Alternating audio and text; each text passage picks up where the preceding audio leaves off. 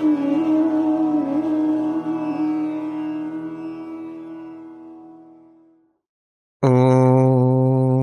Asato Ma Sadgamaya Tamaso Ma Jyotirgamaya Mrityurma Amritam Gamaya.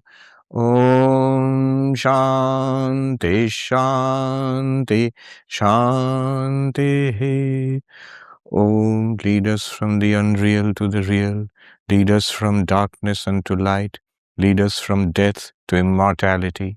Om, peace, peace, peace. Namaste and good morning, everybody.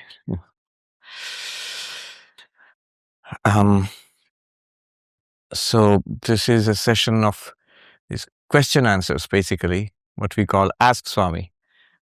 We have questions coming in from all over the world, and our intrepid team collates, sifts through those questions and presents a few for discussion in every one of these sessions. So Diane will share with us some of those questions, and then I'll call upon you in the audience here.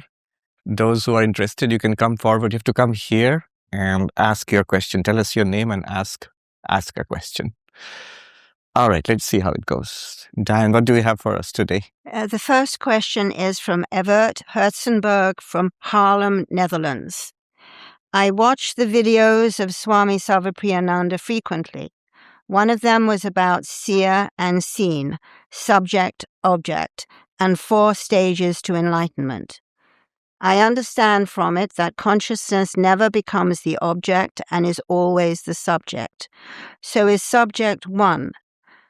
But with objects and subject, there are 2, and isn't that duality? Where is oneness in this? From the Netherlands. Haarlem, Netherlands? Yeah, Haarlem, yes. Yes. But with 2 A's. Yes. We know that New York was first settled by the Dutch. They told me in Amsterdam that you live next to Amsterdam Avenue. You know why it's called Amsterdam? So, yes. All right. The question here is that when we go through Vedantic inquiry, in Sanskrit, vichara, there are different procedures adopted. One procedure is called the distinction between the seer and the seen. It's very simple, actually. Whatever we experience is put under the category of the seen. So what you see is, of course, the seen. And the experiencer is called the seer. Now, the important point to note here is that we must focus on the distinction between the seer and the seen. Start with something absolutely simple. Like you're looking at this flower, and the flower is the seen, and I am the seer. More specifically, suppose the eyes, in a naive way, let's start here. The eyes are the seer and the flower is the seen. See how distinct they are. They're separate. And this is generalized. Whatever we experience is called the seen, in Sanskrit, drishya. And I, the experiencer, I am the seer. And we will always notice in our experience, these two are different. These two are different. They're distinct. Try it in any experience we have. Whatever we see, hear, smell, taste, touch outside, and in the body, whatever we sense, and even more interestingly, in our inner personal experience, in our own minds, our own feelings, our own sensations, our ideas, our memories, even they are objects. They are something that is seen or experienced.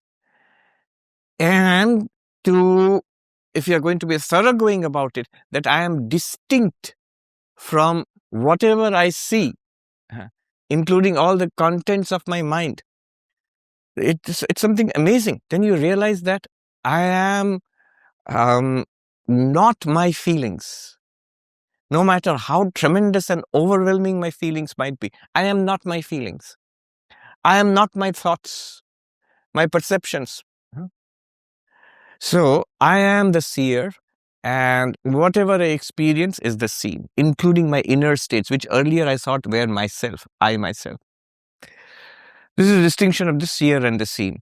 And this leaves us as the witness consciousness. I am the seer, which is basically consciousness or awareness. Now, and this is the result you get in any kind of analysis, Vedantic Vichara, whether it is the method of the seer and the seen, whether it is the method of the 5 levels of the human personality, the Pancha Kosha Viveka, whether it is the method of the analysis of the 3 states, Jagrat, Swapna, Sushupti. You're always left as the witness of those. Now the question starts from there. Where is the oneness? After all, non-duality should leave us with non-duality, no two. But this is clearly two. In fact, this whole method is based on two, the seer and the seen, the subject and the object, consciousness and what we are conscious of. So where is the oneness? And here in Vedanta, this is the first step. The oneness is established in the next step. That's why I once gave a talk, 2 steps to the not two. It's ironic. Non-duality is not two, but we have 2 steps to the not two.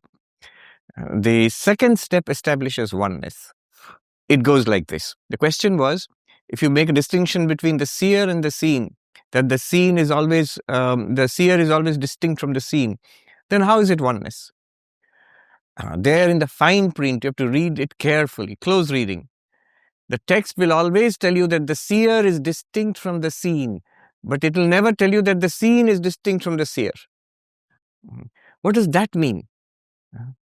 The seer and the seen, the subject and the object, what it's telling us is the subject in itself is distinct from the object, but the object is not distinct from the subject.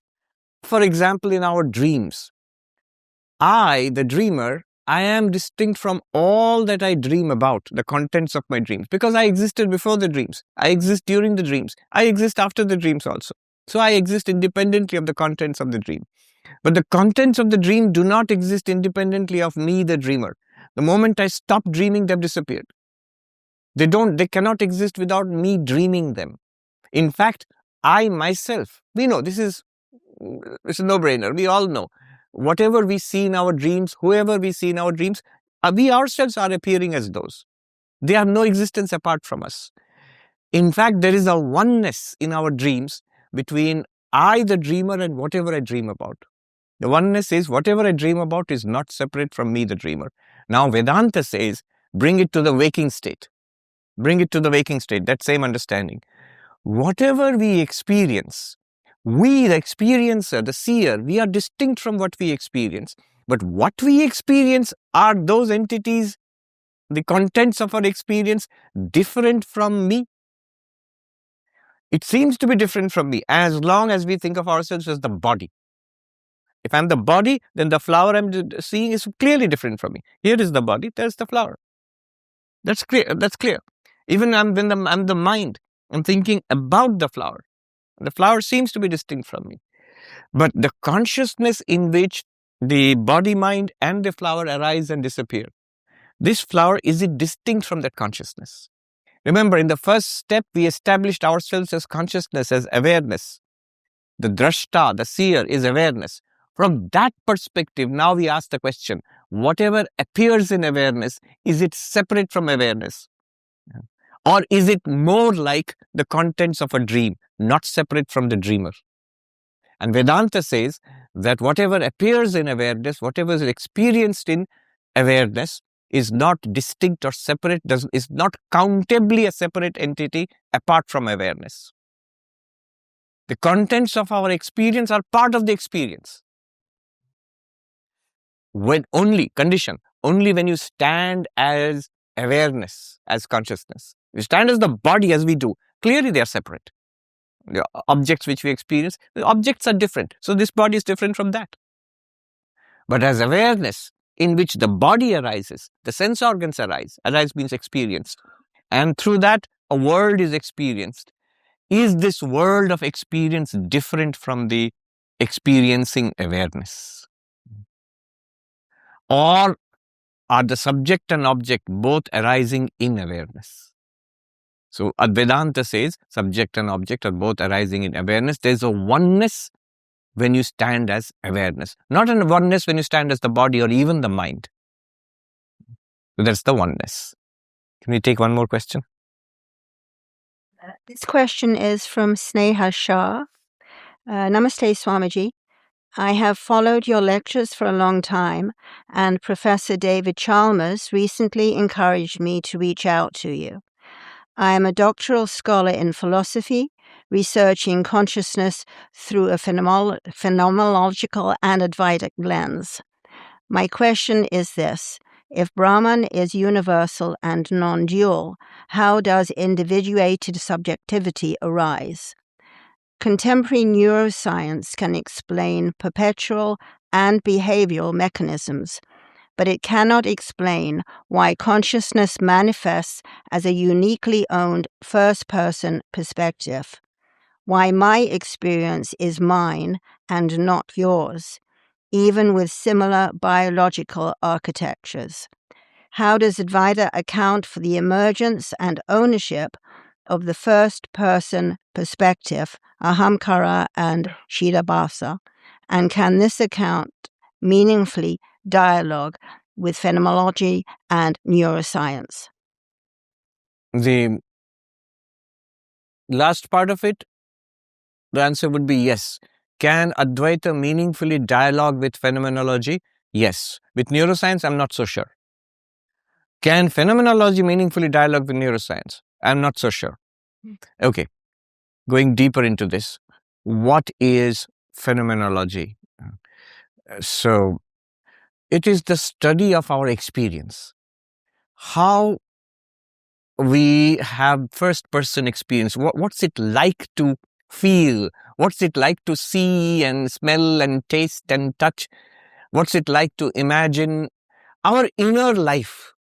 What does it feel like from inside? Pain. What does pain feel like? Not that. See, there are different accounts of pain. One could be a purely neurological account, that it's the firing of C fibers. Pain is the firing of C fibers. Not from our perspective. We have no idea of C fibers or the firing of C fibers. For us, pain is ouch. That's pain. So what does it feel like? You can describe pain in a metric approach. On a scale of 1 to 10, how much pain are you in? Yeah? So you can measure it then that way. It's sort of subjective measurement. But from our perspective, how does pain feel? You'll say painful. That is phenomenology. A description of our inner experience. A description of the lived experience. It's called phenomenology. And it's also part of philosophy. There was a great German philosopher, Edmund Husserl. So Germans were great on theory, at least at one time. I don't know about now, but at least up to the 18th, 19th, 20th centuries, up to 20th century also. So a lot of theory and speculative philosophy. Kant and Hegel and Schopenhauer and Nietzsche and then Husserl. And then later on, Heidegger. Someone joked, God gave to the British the empire of the seas, gave to the French the empire of the land, and to the Germans the empire of the air. But anyway, phenomenology, Edmund Husserl, so he developed it into a very exact kind of analysis of our lived experience. And it goes well with Vedanta. The question was, can it dialogue well with Advaita Vedanta? This person is doing a PhD using Advaita Vedanta and phenomenology and studying consciousness. So yes, it can dialogue well with Advaita Vedanta. Why? The Advaitic method of self-inquiry is a combination of logic and phenomenology. What does it do? This Drigdrishya Vivek, which we're talking about, seer and seen, the analysis of the 5 states of the human personality, 5 levels of the human personality, the analysis of waking, dreaming, sleeping, they are all an analysis of phenomenology, of our experience of living. Right now, what we experience. But using reason also. And directed towards a particular, pointing out something particular. This pointing out is done by the Upanishads, by the texts. The texts are trying to show us something and guiding us through phenomenology and reason, a logical analysis of our lived experience. And therefore, it can dialogue very well with phenomenology, with the Husserlian kind of phenomenology. In fact, one professor who did it explicitly, I know there are others, but one who did it explicitly was Professor J.N. Mohanty, which is why I know a little bit about him, about this. He studied phenomenology. He went to Germany and studied phenomenology right after Second World War. And he was already very well grounded in Vedanta and Nyaya. So he is, in fact, he became an authority on phenomenology. If you look up books on phenomenology with papers and collected, essays and stuff, you'll usually find an essay by J.N. Mohanty, or at least citations to J.N. Mohanty. All right.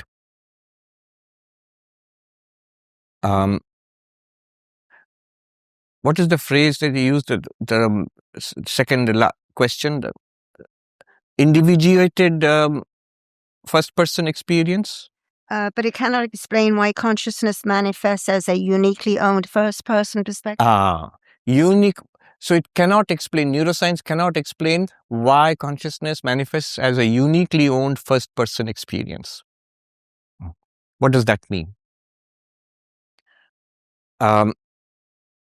First-person experience, what it feels like to us, what phenomenology studies.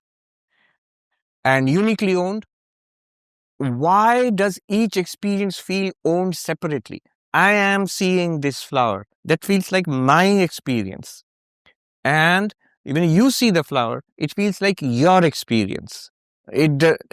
How does this separation of experience happen? Why mine and yours? Is it just separate perspective? It should feel like, no, this is an experience of the flower from this angle, that's an experience of the flower from that angle. No, it feels like I am seeing the flower and I'm separate from you. You are seeing the flower, you are separate from me. Each set of experiences is owned individually. If consciousness is one, then why does it seem separate? So he says, the uniquely owned first-person experience, it cannot explain neuroscience.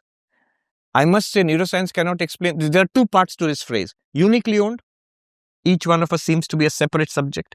And then first-person experience, the inner feeling which we are all getting. And I must say neuroscience cannot explain either of those parts. First of all, neuroscience cannot explain uniquely owned. How does this subjectivity arise? That as the author, as the questioner has said. But the neuroscience, of course, cannot explain first-person experience. How will the neuroscience explain first-person experience? This is the so-called problem of the hard problem of consciousness. David Chalmers, whom she mentions, Sneha is she. So she mentions David Chalmers. He is well known as the person who coined the term the hard problem of consciousness. And that's precisely this. The first-person experience cannot be explained by neuroscience. Neuroscience will tell you what's the final thing that neuroscience can tell you is the fine activities in the brain. The minute electrical activities, the minute the neurochemical activities. That's what neuroscience is good at, and that's what it studies actually. But the idea was, the more you study this, it will at some point the mystery of consciousness will be unlocked. And that's not happening. That's where we run into the hard problem of consciousness. Any kind of study of objects will reveal some objective explanation. But the subjective inner field, phenomenology, which is what we are talking about, for subjective, first person, inner field, qualia, phenomenology, all of these words, they all talk about something that's not in the domain of neuroscience. What is an explanation? In science, a complex phenomenon is explained in terms of more fundamental phenomena. A complex objective phenomenon explained in terms of more fundamental objective phenomena. What about the subject? In this equation, nowhere is the subject mentioned. Unless you treat the subject itself as an objective phenomena and then try to break it down into more fundamental neuronal activity. But that's simply wrong-headed. Yes, literally wrong-headed. So, my point is that neuroscience, so far, it cannot explain either why it is uniquely owned, and I think that's a easier or smaller problem than the first-person experience. Uniquely owned first-person experience cannot be explained by neuroscience. How is it explained by Advaita Vedanta? I would say very well. First, the most important thing, first person experience. Why does it feel like something?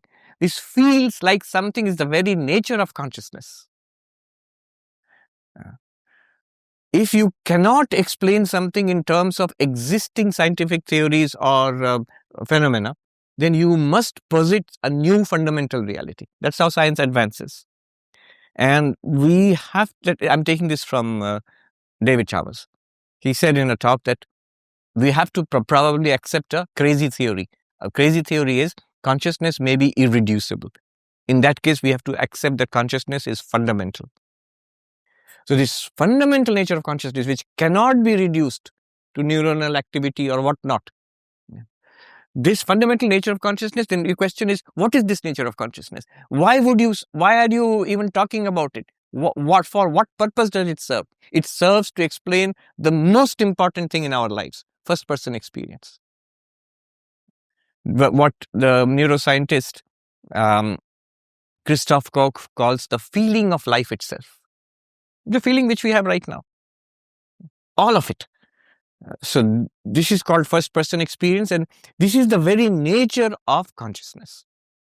And this was understood long ago. One of the definitions of consciousness in Vedanta is Anubhava Matra Paramatma. Experience, bare experience. So bare experience is not the experience of this or that, the very fact of experience itself. That is consciousness. So is experience equal to consciousness? That means consciousness is experience is consciousness? No, it's one way. Experience is consciousness. Consciousness can exist without experience. If you remove the objects of experience, then apparently there is no experience going on. All right, so that's the first thing. First person experience requires us to accept that consciousness is a fundamental reality. And what's the nature of this reality? It's first person experience. The ability to have a first person feel. It cannot be explained in any other way. And we are this consciousness. But then Vedanta goes on to say this consciousness is one. So we are all one. Not only we are all one, whatever we experience in consciousness is also one with consciousness, which we did in that first question. The object experienced in consciousness is not other than consciousness. Whatever and whomever we experience in consciousness is that consciousness itself arising in that way, experiencing itself in that way. The subject experiencing itself as the object, or consciousness experiencing itself as subject-object. Both ways you can put it. Still doesn't explain why there are so many individuals. There should be only one consciousness experiencing itself as the grand I am. There's that also, Vedanta says. That's the idea of God in Vedanta, the grand I am. But why so many small I ams, the little I ams, all of us, millions and billions? Vedanta says that distinction, as the person who's asked the question has put it very properly, that because of multiplicity of minds and bodies, especially minds. Now, how do you explain individuation? Why my unique perspective separately? Because each mind has a special function called the ahankar, again mentioned by Sneha there. Ahankar means ego. And in Vedanta, ahankar is defined very precisely. What is ego? Abhimanatmika antakarana vritti ahankara. The appropriating function of the mind is called ahankara. Appropriating function means whatever is going on in that body and mind is taken up by that ego and says, I see, I hear. Seeing is going on, hearing is going on. And she's asking the question, how does it become individuated, separate? I see, I hear, I smell, I touch, I think, I am so and so. This is all done by one function of the mind. And that function of the mind is called ego, ahankara. That individuates. Consciousness is reflected in that ego. So the ego shines in that reflected consciousness, technically called chidabhas or reflected consciousness, which again she has mentioned. And that's how the individuation comes. Really, there is no individuation. Consciousness remains one. It's just like sitting in the barber's chair and you see your face reflected in hundreds of reflected faces in all the mirrors around you. Not that your face has become many. That individuation is an illusion created by multiple mirrors. The mirrors are like the egos. mind with the ego. You can take mirror as a mind or as a specific function of the mind, the ego. Then you have, and your face reflected in those mirrors is like consciousness reflected. So each ego now becomes a conscious ego and appears to be separate. And having forgotten its basic nature, thinks of itself as I am this body, this mind, this personality, and separate from all others.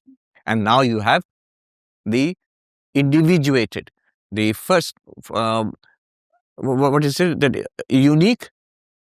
What's the phrase that she used?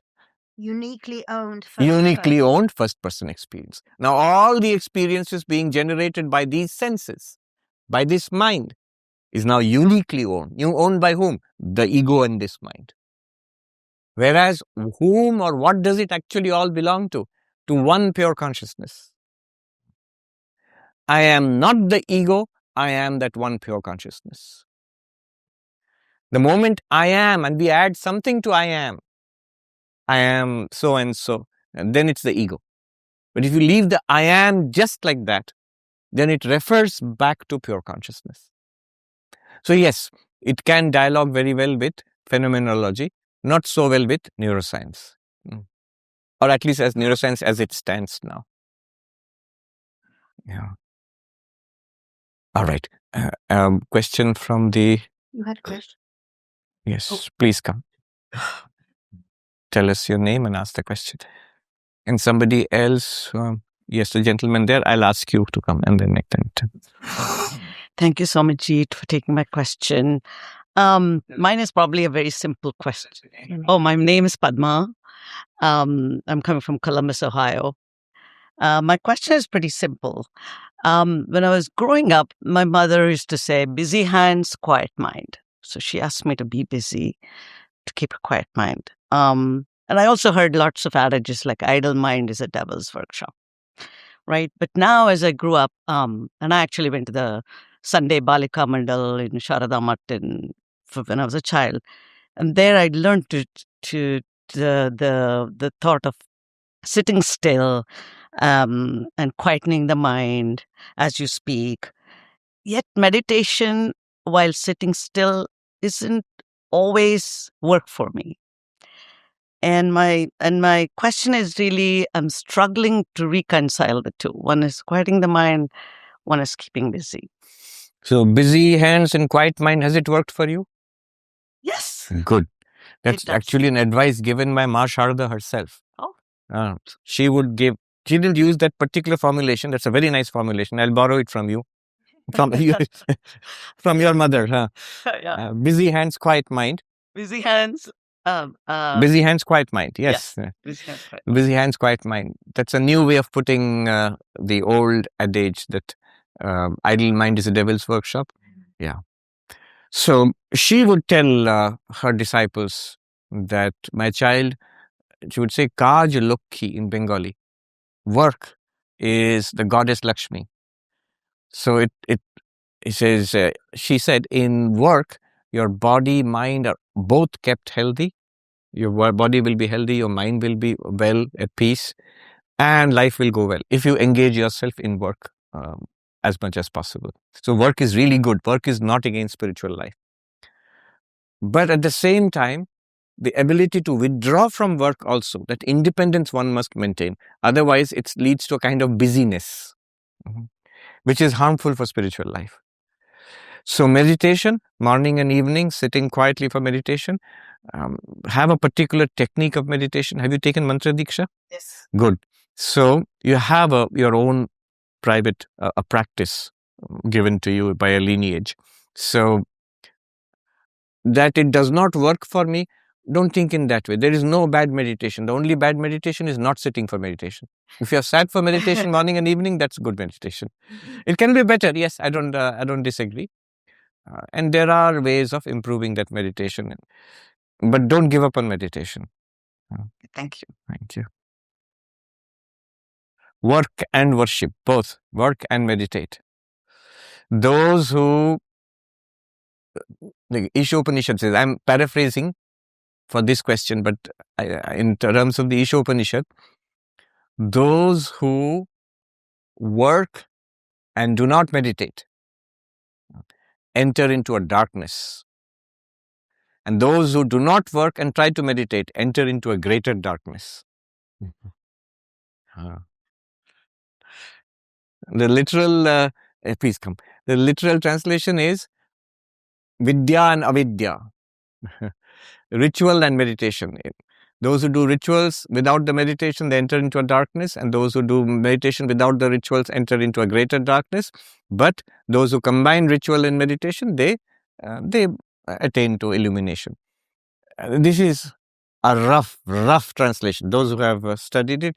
But then I can take the liberty of this rough translation because nobody really knows what it means. There are multiple commentaries, ancient commentaries also at odds with each other. Exactly what does it mean? So anyway, but this is a good translation. I mean, good interpretation, appropriate to the question. So combine work and meditation. That's what we do in our order also. Yes, tell us your name and ask the question. Yeah, there is actually a YouTube talk given by you, which I found very helpful on this particular topic. I think you summarize an article from the 60s or 70s, I think. Yes, about meditation. 10 practices to be followed before meditation, Swami Ashokananda ji, yes. Tell us your name and ask the question. Yeah. My name is Tushar, and Pranam. I'm hoping to understand how desire or aspiration fits into Vedanta philosophy. Isn't desire necessary to pursue spiritual progress? And is desire tamasic? Nasadiya Sukta says that desire was the primal seed, at least as I understand it. Is it different quality of emotion than other emotions? I have listened to your valuable insights on the topics of free will and karma, and to me, desire seems related or closely related to those.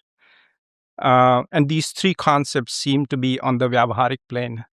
Why is it necessary to channel them positively in order to reach these iti concepts, to reach a plane that's neti? And finally, how does one distinguish between good and bad? Sorry, that's a lot. And Yes. leave it to you to address. Desire is no doubt the engine of progress. Desire is not tamasic. Desire is rajasic.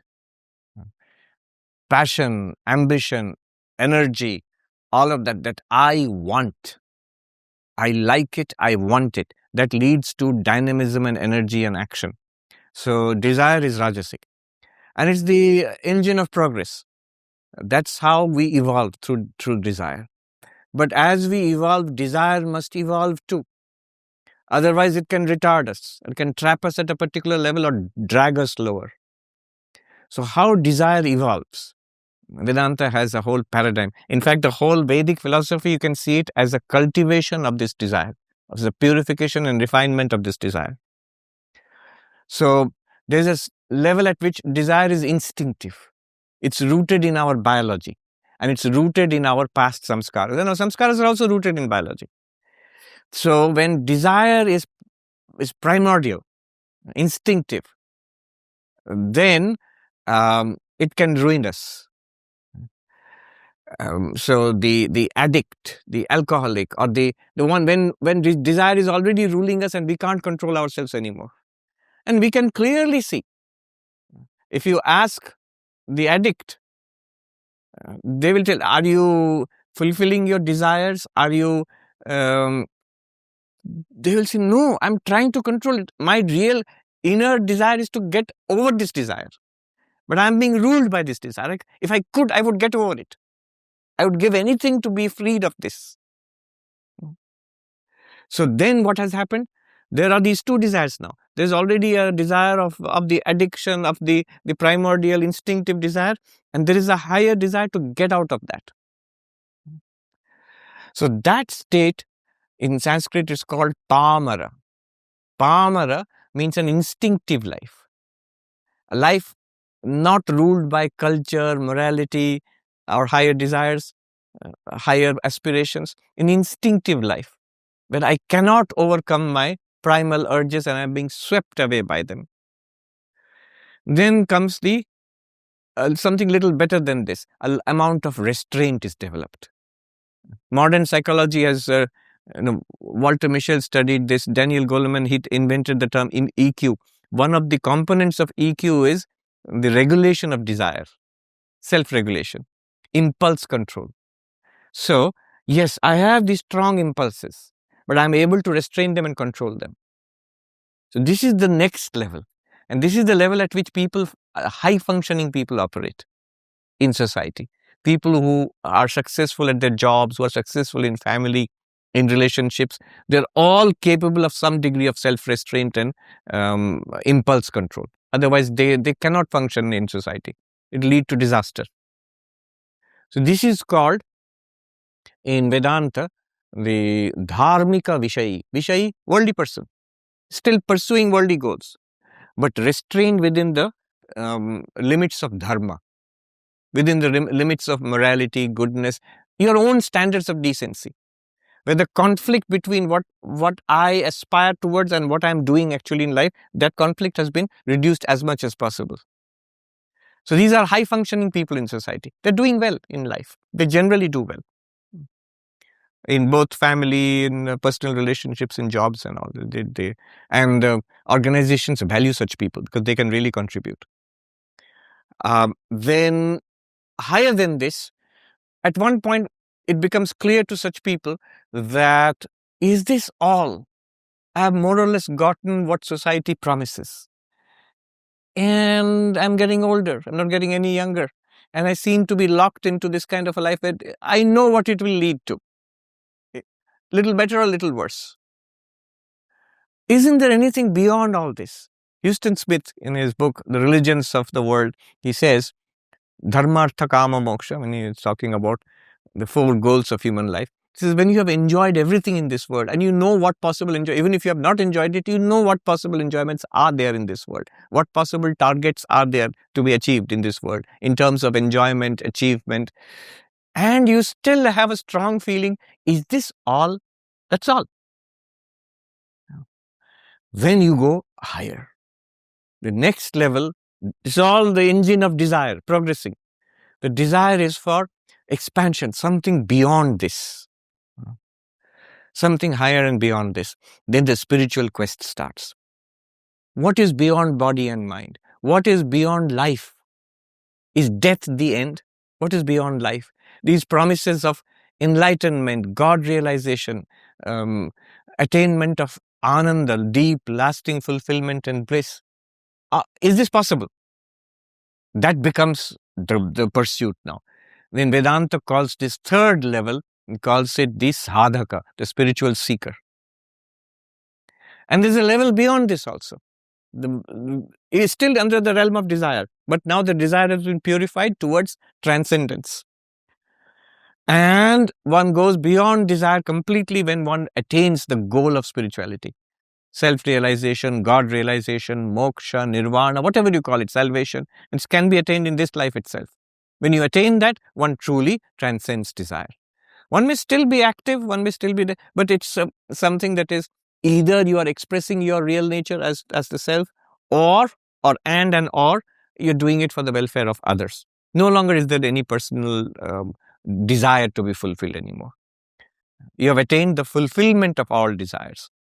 So ashnute sarvan kaman saha brahmana vipaschiteti. The Taittiriya Upanishad says, what is the final state of realization? What's the end? What's the payoff? The payoff is it's not that you go beyond desire. That sounds slightly ominous.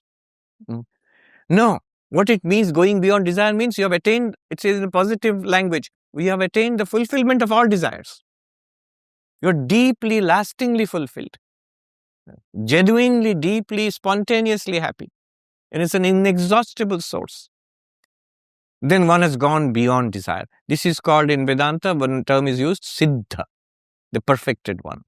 So 4 stages of desire, pamara, where we're in the thrall of our desires and we're trying to overcome them. You say, but they might not be trying.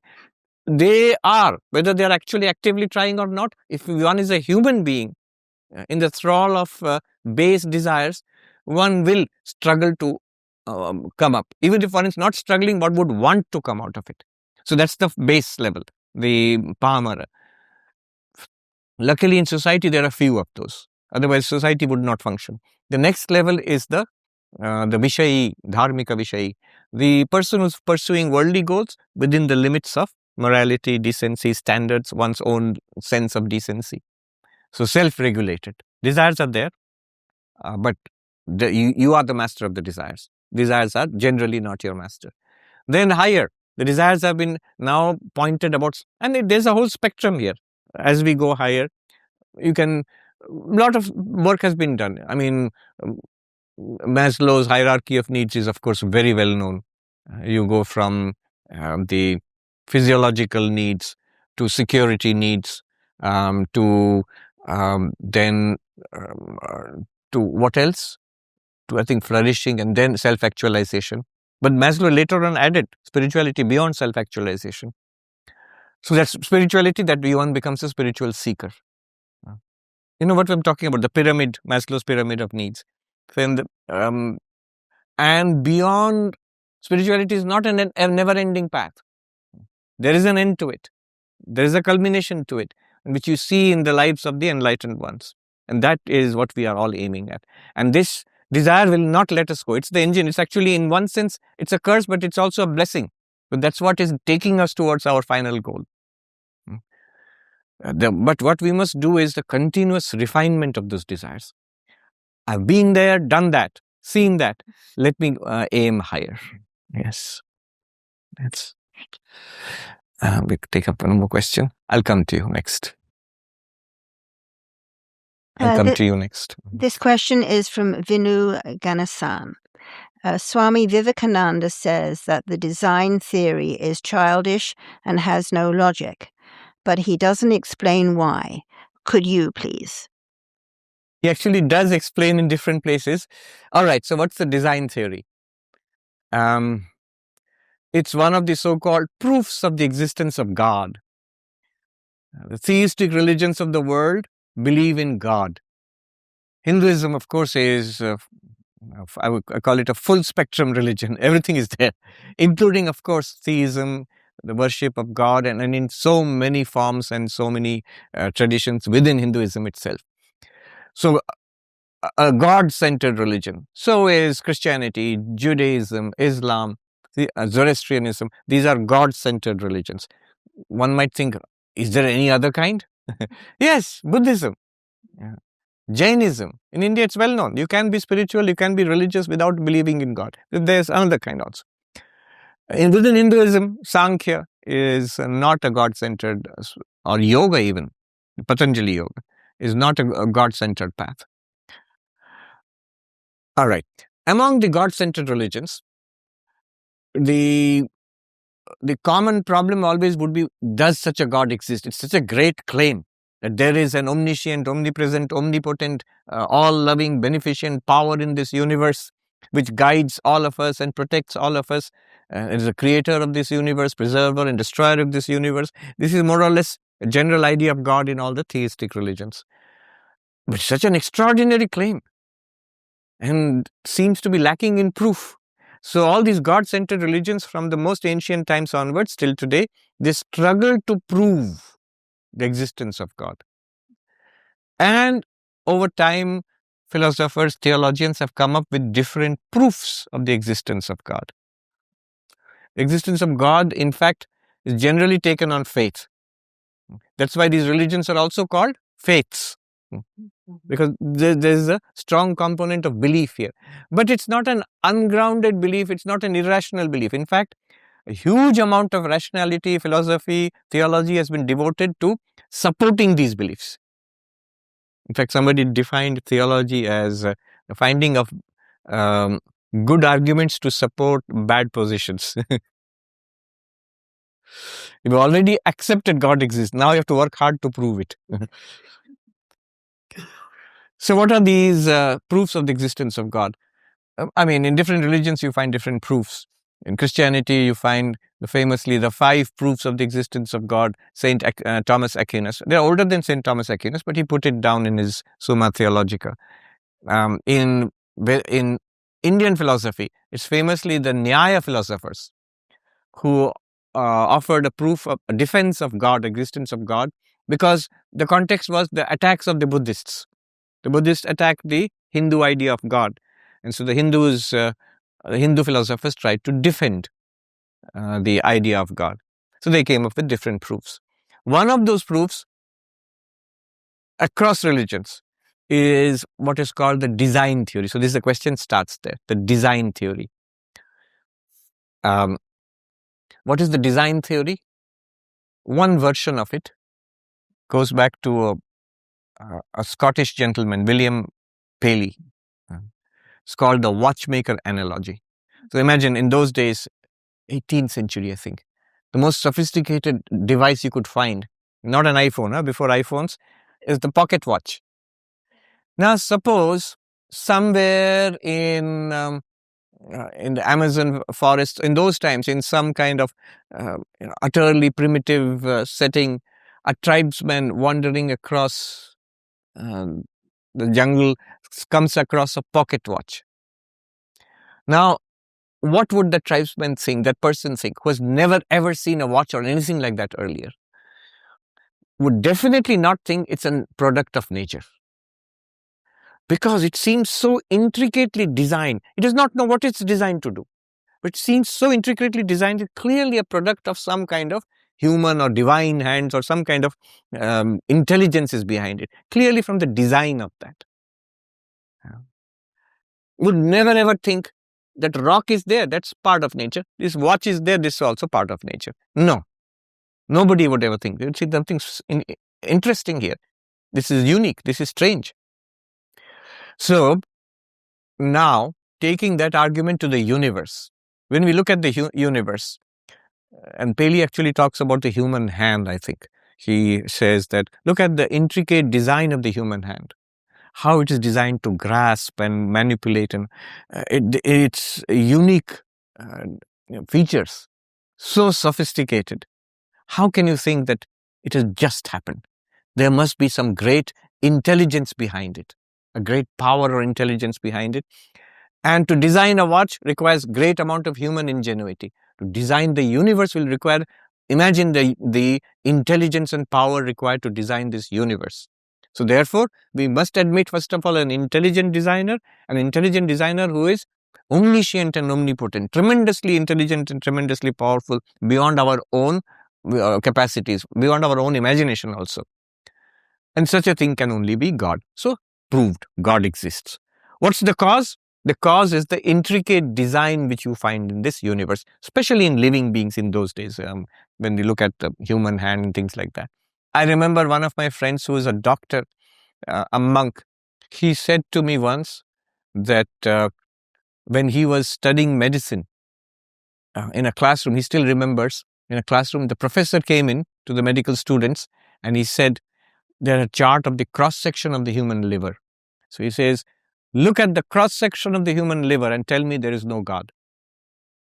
It's a rhetorical thing, but the enormous complexity of it, stunning. The deeper and deeper you go into the structure and the functioning of it, somebody told me that Swami, a doctor told me, the human liver, that one human liver, to produce the variety of biochemicals that it produces, you need a 50-acre factory. So that's the tremendous complexity of the living body.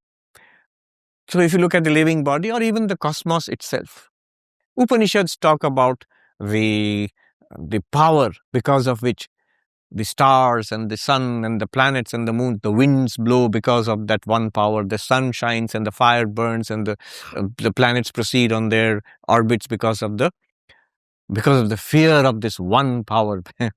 They are all running and doing their duty. So there is some, of course, this is a slightly different argument. Let's go back to the design argument.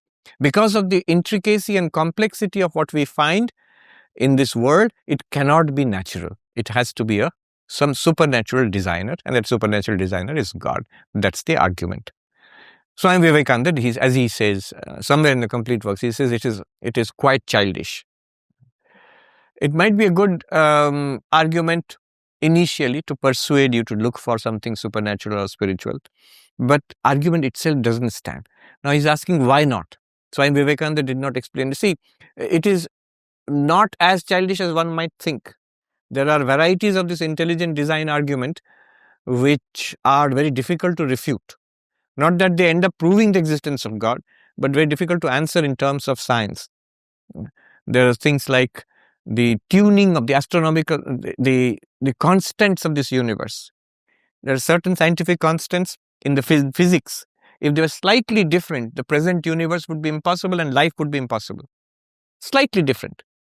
Gravity and the nuclear fusion, at what pressure and temperature the nuclear fusion takes place. If those were slightly different, this universe would not exist. It would be a different kind of universe, and life as we know it would not exist. So it seems that the universe is finely tuned to produce life and us. So it seems like design. Why not? Well, why not? One straight answer, of course, is William Paley. He came before Darwin, if I remember correctly. Yes. Evolution. Evolution has shown that the blind forces of nature, working over huge periods of time with sufficient number of mutations, can lead to tremendous complexity. And that has been reaffirmed in modern days through computer simulations. Computer simulations can be accelerated. You can put it in a computer and make a simulator and accelerate it. You don't have to wait for thousands of years. And starting with very simple sets, one can generate enormous complexity just by combination and permutation, and guided by natural selection. Not just combination, but all combinations and permutations will not survive. So some survive. And because of this complexity, if you read a book like Richard Dawkins' The Selfish Gene, very nicely written and argued. I remember I was really impressed. I enjoyed it thoroughly. How it is these very basic, this thing, our genes. He says, we, these bodies and brains and the minds and all of, we are basically gene machines. We are vehicles for the genes. We are not the masters here. The genes are the masters. They are going on from generation to generation, and they are propelled by the blind forces of evolution. We are byproduct on the way. Human beings, civilization, everything. At the core, it is the genes. Those little critters. They are going down from generation to generation in their journey across space and time. They have, at one stage, they have created human beings and this whole universe, just this civilization and so on. That's an argument. So basically, anyway, primary argument against design theory is evolution. Whatever you are saying, human hand, complexity, we can show that evolution can produce a complex mechanism like the human hand, starting from unicellular organisms. To survive in a difficult environment, they become multicellular, and they evolve better and better mechanisms, abilities, powers, nervous systems, bodies, specialized nervous system, digestive system, circulatory system, reproductive system, and so on, and various kinds of adaptations. Then the fossil record shows how these adaptations have developed in various iterations across time. It's not only Apple which does that. iPhone, 17 now? I think it's up to 17. So, like that, evolution is doing that. So why do you need something external called God to do it, when nature itself can produce extraordinary diversity, all the intelligent design which you think it can produce? So that's the powerful argument against intelligent design. Swami Vivekananda does not give that argument. In another place, he rejects this intelligent design by saying, he uses the argument of evil, suffering. He says, what a devilish universe this is. If it has been created by a power, would it be God or the devil who has created this universe? There's so much struggle and suffering in this universe. He rhetorically says, I could have created a better universe if you had given me the power to do it. There's so much struggle and suffering here. Another argument is defect. Our bodies, yes, they're intricate, extraordinary, but they're also full of defects. Number one defect, appendix. So many defects. There's something in the wiring of the eyes. I don't know the details. Ophthalmologists can tell us, which creates the blind spot. If it had been slightly different, the blind spot wouldn't have been there at all. So if God is the intelligent designer, he's not very intelligent. He's made many, many mistakes in everybody and everything that he has created around. So he's a bit of a blunderer, a cosmic blunderer. Therefore, is it really God who has created, or is it the forces of nature? You can explain these mistakes if you say that it's the forces of nature, because they're working not according to a blueprint, but according to certain natural forces, the struggles there. And there can be various iterations, successful and unsuccessful. So these are some of the arguments against the intelligent design. In fact, the design theory, even now, for example, in this country, in the United States, there's still a big struggle between evolution and intelligent. It's not called the design theory, it's called intelligent design. And there are states where it's mandated. If you teach evolution to the kids, you must teach intelligent design also. Because the idea is, from a Judeo-Christian background, that without intelligent design, the idea of God falls flat. So somehow we must hold on to intelligent design. Vedanta does not think so.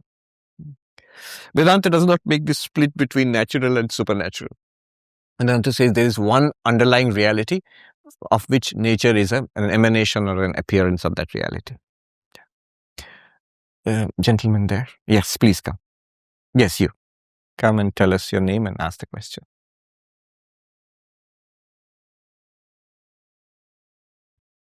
Hi, Swami. I'm Anand. My question is about meditation. So common guidance in meditation is that there should be an object of meditation. And having grown up in this tradition, often that object is suggested to be a personified version of your ideal. Can you elaborate a little bit on the mechanism by which meditation on the personified version of your ideal becomes meditation on that formless pure consciousness?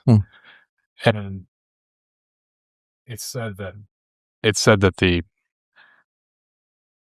meditation on that object serves as a window into that formless reality that you want to meditate on ultimately. But what does that mean? Yes. That formless reality which you're talking about, the ultimate reality according to Vedanta, Brahman, existence, consciousness, bliss, is in fact all of these forms. So all these forms, if it's non-dual means no second reality exists. So suppose then if no second reality exists, Brahman alone exists, then all this that we see must be in some sense Brahman, must be grounded in Brahman in some sense. Do we see that? Do you see the logic here? There are not two. It's not that there is a world of forms and objects and people and things and there is some separate, that's dualism. There's a separate spiritual reality and we need to meditate on that one. No, this one is grounded in that. This universe is grounded in Brahman. Grounded means just like in this sense, this table is grounded in wood, not grounded in the floor, grounded in wood. Grounded in the sense, the reality of this table is wood. The table is a form and a name and a use, nama rupa vyavahara, but the reality is that wood. Similarly, this world is a world of names, forms and activities, but the reality is Brahman here.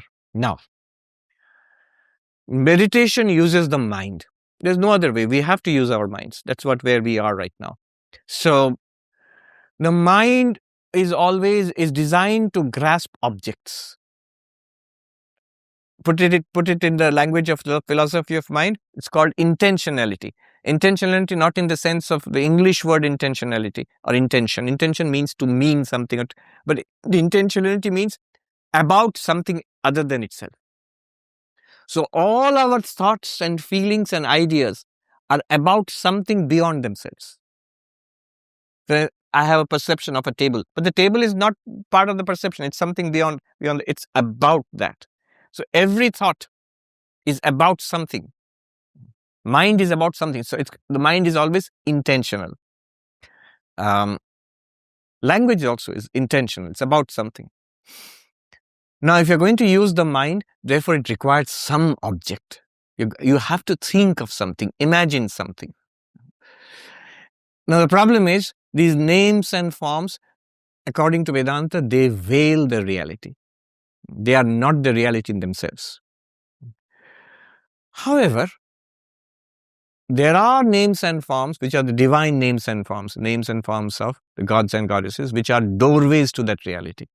So if we focus on that, instead of being trapped in this samsara of names and forms, it functions as a doorway to that formless reality.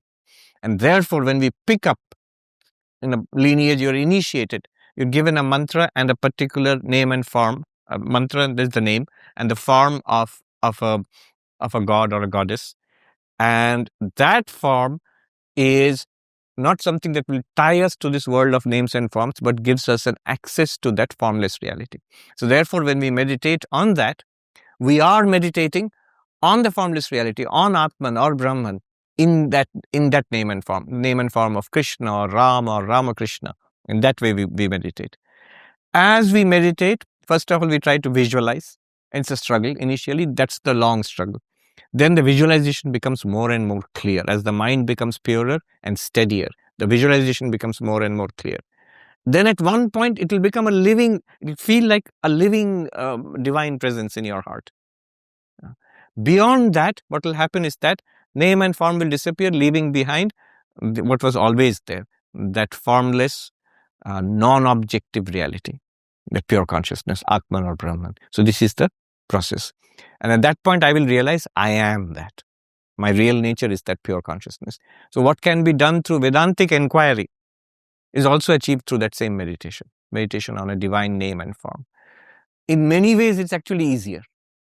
Vedantic inquiry is easy to understand and easy to accept rationally, logically. You try to do it, you'll end up with a headache. Or you'll hit a blank wall. And it's difficult to get emotional traction on that in this method. Whereas if you have a deity with whom you have a loving relationship, I am the servant, you are the master, I am the friend, or I am, you are the mother or the father, in that relationship which we have with God, then the emotions are also engaged. In that way, the path of meditating on God with form is very powerful. It can become very personal, and it can lead to quick spiritual progress. Yeah. Does it have to be a person, or can it be a place or an object? An object, yes. It doesn't have to be a person. Sometimes the meditation is on the Shivalinga or the Narayan Shila, or on one of the elements on the fire or space. A person is easier actually because we relate much more easily to persons because we are persons. And remember, logically there's no problem. Objects and persons, they are both none other than Brahman. It should lead us to that reality, Atman or Brahman. That's it. Whatever works for you. Yes. And we say that in Vedanta, we personalize our relationship with the divine and divinize our relationship with persons. So with other persons in the world, we try to establish a divine, that same Atman or Brahman is manifesting as this person. But with Brahman or Atman, our real nature, we try to make it into a person, like father or mother or friend or master, I am the servant, a usual human relationship. We humanize our relationship with the divine and divinize our relationship with the human. Yeah. Yes, please come. Then we'll take up one more after let him come. Oh, yes, you're there. Namaste, Swamiji. My name is Raghav. My question is as follows. I understand that we apply the dream state analogy to the waking world to explain that the world is an appearance in consciousness. However, I find it difficult to wrap my mind around the fact that this feels like a hypothesis rather than a definitive conclusion. How can I better understand this? Yes. So, you're right. In Vedanta, we use the dream state as an analogy to understand how this waking state also could be consciousness and the world appearing in consciousness. just as in the dream, after waking up from the dream, we realize, oh, it was a dream. And what's a dream? The mind itself projects a world with its people and objects and projects itself into the world as a subject. That's a dream, right? I am in the dream. A dream is like a virtual environment created by my mind. Similarly, we are saying in this waking state also, it is conscious, not mind, it's consciousness alone, which is appearing as this universe and as this person experiencing the universe, very much like a dream. So there is one reality, which is that one consciousness. Just as in the dream, there is actually one reality, which is the dreamer. So here, there's only one reality, there's that one consciousness, and I am that one consciousness. Okay, so this is how the dream analogy works. But remember, it's analogical thinking. It's not logical thinking. These analogies, metaphors, are very useful to understand subtle or abstract ideas. Because we understand the analogy, and therefore we try to put the what is being discussed, that is this waking world, we try to put it in that form and we understand what is being said. But as you use the word explanation, it's not an explanation. Explanation, understanding, those things will come from logic, from first principle thinking, not from metaphor or analogy. In one place, I heard, no matter what you think of Elon Musk, he's a smart guy. So here, in one place, he was saying that this metaphorical thinking, analogical thinking is not good for making discoveries. To do new things, you must start from first principles. Just seeing how he got the idea for some ideas for the Tesla batteries and all, from first principle thinking. Go back to the design board and think for not is this like that? No, not like, forget like that. Start from what is actually happening here. So what you are asking is, how can I understand this? How is it like the dream state? Think about it this way. There are many ways of understanding this. Think about it this way. Positively and negatively. Positively like this. In dream state and in waking state, objects are being presented to consciousness. That's how they are the same. In the dream state, stay as awareness. As awareness, I have experience of the world, of people, and of myself in that world. Here also, as awareness, I have the experience of the world and people and myself in that world itself. So as awareness, if you stand, there is no difference in principle between the dream state and the waking state. Negatively, come up with arguments to show that the dream state is different from the waking state, because we have internally a resistance to equating the dream with the waking, because actually they are not the same in day-to-day life. What happens in dreams stays in dreams. What happens in Vegas stays in Vegas. So what happens in dreams stays in dreams. It does not carry over to our waking state. Now, we don't see the dreams as real. We see the waking as real. Now, just for the sake of Vedanta, because to use the dream state as a metaphor or analogy, we must break down the barriers between the dream and the waking in our understanding. So think of objections. Why do you think the dream is false and the waking is real? Why do you think they're separate? They're quite different. And we have many objections. For example, each of our dreams is separate, but our waking is a shared reality. We'll all agree we came to the Vedanta Society on Sunday to listen to a talk. But what we dreamt about, we will not agree, because each of us dreamt separately. But the answer to that will be, that's what you are saying in the waking state. In the dream state, you wouldn't have said that. In the dream state, you never say, this is my private dream and everybody else is dreaming. All of these are in my dream, but everybody I know in the waking state, they're all having their own dreams. No, we feel it's a shared common reality. If you're having a tea party with your friends in your dream, and you don't know it's a dream, but if suppose you're having a tea party, you will never say, because it's a dream, we cannot see the common teacup. All of us are sitting there. Well, how can I see the teacup? Because it's a dream. Only you are seeing it. Other people in the dream are not seeing. No, everybody in the dream will have a common shared reality. That's how a dream functions. That's one example.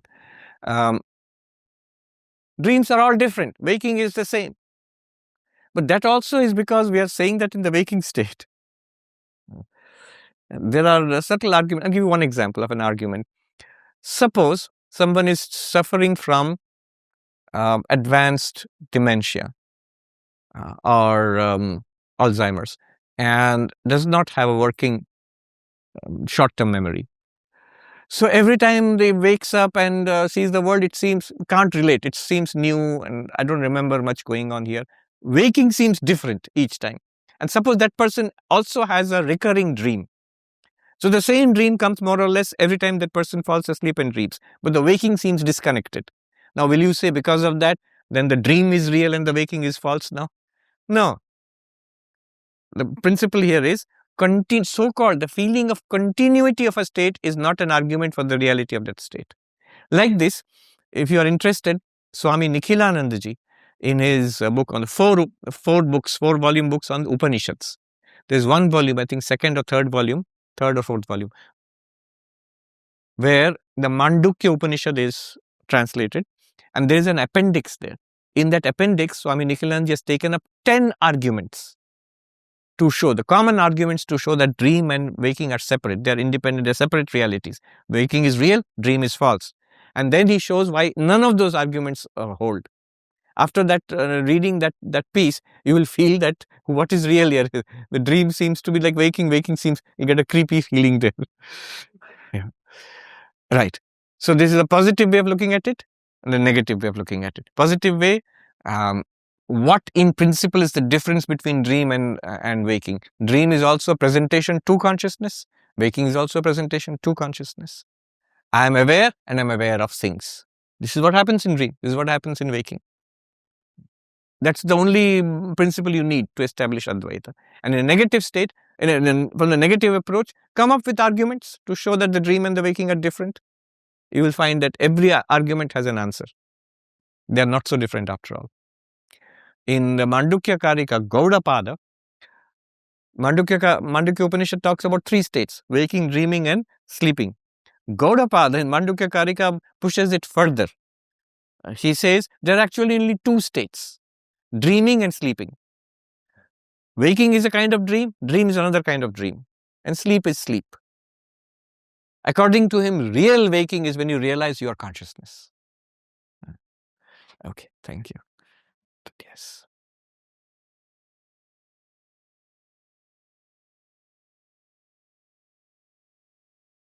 My name is Amartat. Yes. And when you were giving, when you were giving the argument about the design theory, I identify with that because definitely the shoulder is poorly designed. This is the second rotator cuff operation I've had. So all religions seem to try to grapple with our human existence and try to answer the question of what happens when we die. And in Advaita Vedanta, we say, lead us from death to immortality. That is to say that enlightenment would seem to be a state where we have a certain sense of immortality. Or maybe I shouldn't say a certain sense. It has to be total. So when I do my meditation, there are moments when witness consciousness merges, not a good word, realizes, not a good word, but there's a sense of something which is permanent, but very short-lived. And when I die, how is consciousness going to continue if there's no individualized I experiencing it? Is it really just sleep and you never wake up? Or how can we accept consciousness as something related to the I am, which exists after death? The question about immortality being a state in which there is a total sense of being immortal, of being beyond mortality. It's not a state. Immortality is not a state. If it were a state, every state is mortal by definition. States are exclusive of each other. A state comes, another state it replaces another state. And that state also can be replaced by another state after that. So every state is mortal. So waking, dreaming, sleeping, they're states. They rotate, come and go. The gold, it can be made into a necklace or a bracelet or an earring. Those are like states, you can say, quote unquote, states of gold, and they come and go. But the gold itself is always there. Waking, dreaming, sleeping, they come and go. But that always in and through, underlying that these are all experiences in and of consciousness. That is constant, and that is not a state. So that's the crucial thing to hold on to. Anything that comes will go away. Anything that's a state can change. Deeper. What we are looking for here, let me put it this way. Anything that is lost in deep sleep will not stay with you in death. What we are looking for here must be there in deep sleep also. Why am I saying deep sleep? Because deep sleep is something that we experience every day. So all of this Vedanta, all of this I am pure consciousness, and then the question arises then that after death, maybe the individual sense of I will not be there. Then will it be like a continued deep sleep, with never waking up from that? This is all because we are thinking in terms of states. We are not thinking in terms of that to which these states are appearing. We're still trying to reason in this waking state and taking it that this person, this I, which has understood Vedanta and I am the witness consciousness, this must persist all the time. It doesn't seem to persist. Even the moment we leave this class, it doesn't seem to persist. And it certainly doesn't persist when I fall asleep tonight. I, the witness consciousness, gone. No, that's not what we are talking about. One must go further. One must go beyond the I. There is something right there and we are not seeing it. It's not there, it is us. It is that to which the I is an object, not this I. This I is also an object, but the vertical I, that also is an object. And that one which I'm talking about is constant. It's beyond any possibility of change. The birth and death of the body is nothing to it. Vivekananda says it's like the dropping away of a hair from our body. It's nothing to it. The arising, waking, thinking, dreaming and sleeping of the mind, it's of the mind. That's also nothing to it. It's in one limitless light that this mind arises, works, wakes, does its work in the world, falls asleep and dreams and goes into deep sleep. But that limitless light is there. You said, but we have to take it on faith. You can take it on faith to begin with, but it's there. It is what you are. And once we begin to see that, then we will not think in terms of this waking, dreaming, sleeping anymore. This waking, dreaming, sleeping could go on. I am that light. This waking, dreaming, sleeping could stop forever. I am that light. And nothing is lost. Then it's done. Yes.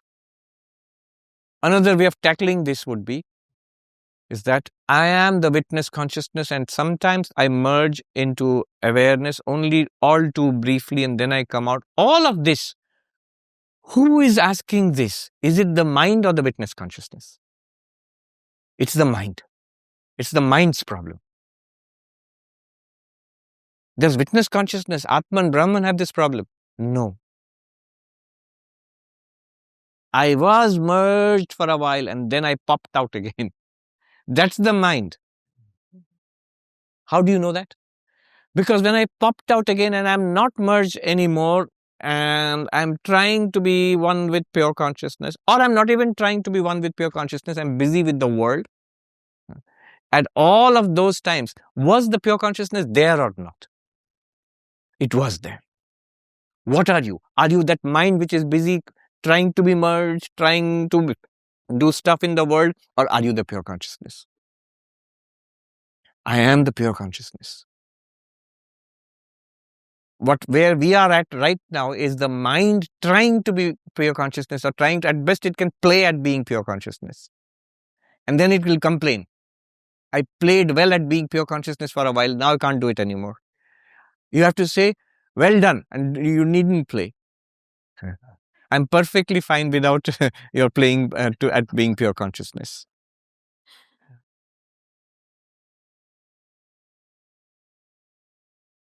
Just sit quietly and strongly say, this body and all its states and doings is of nothing to me, is of no consequence to me. This mind and whatever it thinks, has thought about, will think, whatever it is feeling, can feel or has been feeling, whatever it remembers is of no consequence to me. You strongly do. Throw the body-mind entirely out of awareness. You might say, that sounds terrifying. It's terrifying to the mind. It's not terrifying to you at all. Then they'll come back again, but then they will come back chastened. They'll be good boys and girls when they come back. Yeah. There's a yogic meditation technique from the Yoga Vasishta when you sit, how to quieten the mind. So one of the ways of quietening the mind is when we sit for meditation to impregnate the mind with a strong suggestion. Oh mind, whatever you can think about, I'm not interested. And what I am interested in, you cannot think about it. The mind will be stunned at first. The mind will be, how can you do this to me? I am your best friend forever. And how can you do this to me? Yes. Anything that you offer, I'll think nice Vedantic thoughts. I am Brahman. No. I am not interested. And also, the mind also must be impregnated with the thought that there is something I am interested in, but you can't think that. Unless you do that, then the mind will fall asleep. The mind has to be awake for that enlightenment moment to occur. So, these two things. Sit quietly, whatever you can think, whatever you can feel, no matter how great or how horrible. If you allow it to think great thoughts, the mind will lure you in. Next, it'll first of all start by thinking, I am the witness consciousness and I'm getting merged. You'll say, great, it's working. Then it will say, oh, but I'm not merged anymore. It's so awful. And then it'll bring up multiple worldly stuff it'll bring up the worldly nonsense all over again. So once you step foot in that whirlpool of the mind, it'll suck you into its own whirlpool. I am not interested. Here are some spiritual thoughts, Vedantic thoughts, non-dual thoughts. I will take you, I am the mind, I'll take you beyond the mind. No. Worldly thoughts? Absolutely not. Scary thoughts? Absolutely not. Nice thoughts? Absolutely not. Nothing. I'll be blank and keep quiet. Not even that. I'm not even interested. Do whatever you like. I'm not interested. Put that in there. And that's one way of quietening the mind. Let's take one more and then we'll, yeah. All right. We'll just take one more from the internet audience. We have run out of time, actually. This question is on a favorite subject, karma. It's from Tushar Ganpu. I heard in one of your previous talks that the law of karma applies to the transactional plane. Does that mean for transcendental pursuits, one need not concern themselves with doing good, in quotes, in the worldly sense? A related but distinct question is, how do I determine what is good? I find definitions offered in most religious literature to be inadequate or incongruent. I heard in a lecture by a senior Buddhist monk that one should not work in an occupation like sale of weapons. Well, somebody has to make the bow and arrows that Krishna told Arjuna to use to do his karma. I would imagine making those weapons would be considered a necessary, if not noble, task. This is one arguably extreme example, but I find myself unable to determine whether something is good or bad in most walks of life. Lastly, does the law of karma even work? Evidence that good gets rewarded and bad gets punished is inconsistent at best, at least based on experiences within this lifetime. I hope you will pardon the bluntness of my questions, which is there to elicit contrast and clarity. Well, these are good questions. About karma, we often have these questions. So first of all, Brahman or Atman is beyond karma. So there is, as the language, he puts it in the language of, if you are engaged in these quote-unquote transcendental pursuits, is karma relevant at all? Does one need to do good? Notice the language, transcendental pursuit. Transcendental reality is one thing. Transcendental reality is beyond karma. That's how it is defined. But if you have a pursuit, transcendental pursuit, I want to realize God, I want to have samadhi, I want to become enlightened. These are all transcendental pursuits. Then in that case, you're within the realm of karma. You're very much in the realm of, we are very much in the realm of this world. And this world is the world of karma. What is karma? It's causality. It's cause and effect. You set some causes into motion, it will give rise to effects. Do actions, there are consequences. That is karma. That's why law of karma is so pervasive in Indian thought. There are tremendous differences between various folds of spiritual practice and thought within Hinduism, between Hinduism and Buddhism, between Hinduism, Buddhism, Jainism, Sikhism, all of these various approaches, they're quite different. There are many differences. Nature of the self, is there God or not at all? Nature of spiritual practice, what is the ultimate nature of spiritual release, of moksha? All of these are different. One thing is continuously common across all these worldviews within the Indian paradigm, is karma. Why would it be so pervasive? It's almost never questioned at all. Why would it be pervasive? Because it's taken as the fundamental way in which we think. Human thought, we cannot think without causality. Cause and effect is fundamental to our reasoning. Reasoning means causal reasoning, basically. So, cause and effect, causality, karma.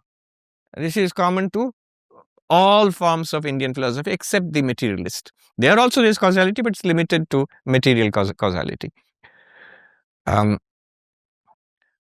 So, do we need to do good? Do we need to avoid the bad? Yes. For spirit, why? For our worldly life, for our otherworldly life, for our enlightenment. For our worldly life, because the law of karma says that do good, result will be good. If we want the good in this life, we want a pleasant and good life, the one solution in Indian thought, across Indian thought, is do good karma. Be up and doing. Do as much good as one can, and you will be assured of a good life here or hereafter. Now, here or hereafter, that's why this is a part of religion, not a part of material science. He asks about whether the law of karma works at all or not. There isn't enough evidence. If there were, we could clearly connect this, I did this act and I got this result, good or bad. Then it wouldn't be part of religion. There is definitely an element of faith or belief here. Across lifetimes, some karma is giving results. There's an element of faith or belief here. But the element of faith or belief is grounded in grounded in the engine of our logic, which is causality. All human thought, even the higher animals, they understand causality. So there are very good grounds for believing that the law of karma works. Yeah. In a broad sense, don't be too demanding about it. But that. So I gave $1 in charity. Will I get $1 back in my next life or not? No, not that way. But in broad strokes, let us say. Yes. And for otherworldly life, that means beyond death, if you want to be assured of a birth in heaven, then good karma will assure you of a birth in heaven. That was the general understanding. A pleasant post-mortem existence. And for release from karma, for enlightenment and freedom, good karma is helpful, that which takes you towards enlightenment and freedom, prepares the mind for enlightenment, and bad karma is that which pollutes the mind and drags us down back into samsara and will impede our enlightenment. That's why good karma is good for this life for life beyond death and for eventual spiritual release and freedom, for moksha. Yes, that's why we should do good karma. Good. Let me do a peace chant and we'll end. Oh, the question of what is right and what is wrong. What is right and what is wrong? You also asked the same question. That's a huge subject. It's called ethics. And there is a enormous theory about it. As you said, I'm not very sure. I don't agree with religions. They don't give us enough guidance about what is right and wrong. It gives the example of the Buddhist master who told him it's wrong to work for what? Lockheed Martin. Yeah. Making missiles. But then somebody has to make those, the bows and arrows or the cruise missiles. Somebody has to make it. So there's a huge branch of philosophy called ethics, which deals with right and wrong and how to determine right and wrong. And because it's a huge, vast subject, every civilization throughout history has developed their own understanding of ethics. The reason being exactly what he has pointed out, that it's not easy to determine. That's why you have so much thought, so much being written. It's not a barren field. You'll have books and books being written. And every religion also has its own idea. Every civilization, every legal code, going back to pre-civilizational ages. So ethics, it started then. And it's even now it's a big subject of what is right and what is wrong. However, let me just add there, we have an intuitive grasp of what is right and wrong.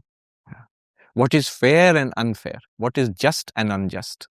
It has to be fine-tuned through education, culture, and our own development. Our family, our schools, they will help us to refine our sense of right and wrong.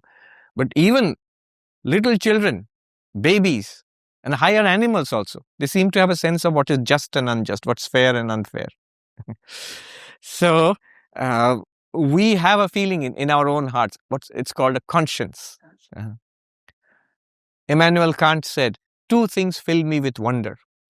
The starry heavens above and the conscience in the hearts of men. So this conscience which we have within us, a sense of right and wrong, and the cosmos before us, both of them fill me with wonder. This is very Vedantic because that thou art, you are that. You means what you are really. That means what this cosmos is in reality. And Vedanta says the two are one reality actually. What the starry heavens above and that which is within is one reality. That's the amazing secret that Vedanta teaches us. Okay, leave it there. Om Shanti Shanti Shanti Harihi Om Tat Sat Shri Ram Krishna Arpanastu.